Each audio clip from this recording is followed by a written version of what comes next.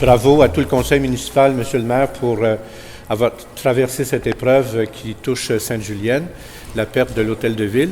Je me permettrai de rappeler qu'en 1915, je n'étais pas au monde, là, 1915, l'église a brûlé. La foudre s'est abattue sur le toit.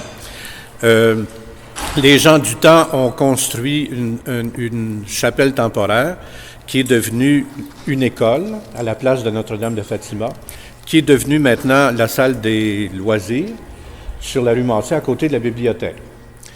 Et la population de Sainte-Julienne est capable de se revirer de bord assez rapidement. Merci.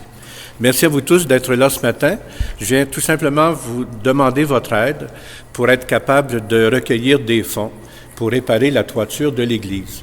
Elle a été refaite en 1994 avec du bardeau qui n'a pas duré 25 ans, malgré toutes les garanties qu'on nous offre. Pourquoi? Les pluies acides. Vous remarquerez autour du clocher comment le bardeau est frisé. C'est la conséquence ce qu'on peut parler de changement climatique ou... C'est un architecte qui nous a dit que c'était les pluies acides qui causaient cette détérioration.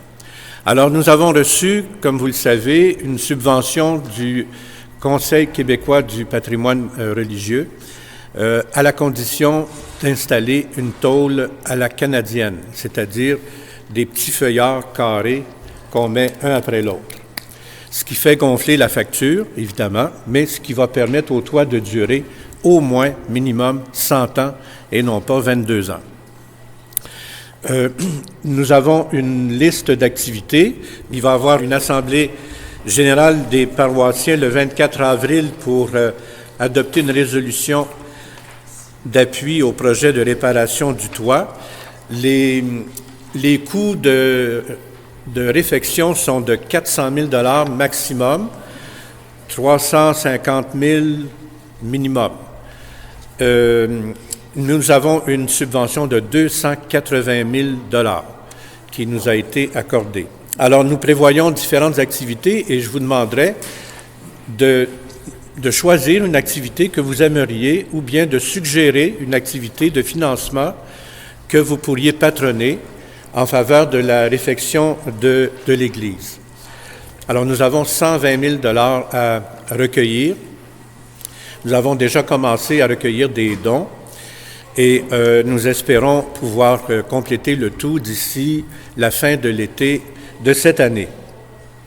Le 15 mai, nous allons avoir une soirée rétro à l'église avec Judith Minier et des anecdotes d'autrefois sur Sainte-Julienne. Pour vous donner un exemple d'anecdote, il y avait une famille tellement pauvre dans le rang du cordon qu'ils n'étaient pas capables de recouvrir le toit de la maison. Alors, le père de famille a recueilli toutes les cannes de tomates vides du village, puis il a pu faire la tôle de sa toiture avec... Ça, c'est une anecdote rapportée par Gaston Potel. Récupération, c'était déjà commencé. Le 3 juin, nous avons une école de danse à Sainte-Julienne, la troupe à Dan pour Daniel, la petite fille d'Omer Landry, qui va se tenir à l'église le 3 juin au bénéfice du projet de réparation du toit. À confirmer, un cocktail avec la remise de la subvention par la vice-première ministre. Le 7 juin, les diplômés, les finissants d'œuvre jeunesse vont recevoir leur diplôme à l'église. Le 12 juin, on avait prévu un souper à la salle Michel-Grégoire, mais on va essayer de trouver une autre salle avec l'aide de Nathalie. Oui. Alors ça, c'est une tradition depuis 15 ans, 17 ans. Le souper annuel du curé, c'est du poulet rôti avec un encan chinois et qui aide beaucoup pour l'administration des marguilliers. Je voudrais vous les présenter. Vous avez Madame Lise Bédard, Monsieur Robert Bédard, Monsieur Christian Gagnon, Madame Paulette Labelle. Alors, le 23 juin, il y a toujours des activités organisées par la municipalité à l'église. On attend de vos nouvelles. Il y aura une soirée gala à prévoir à la Polyvalente, ainsi que l'organisation d'un super quilleton avec souper et encans.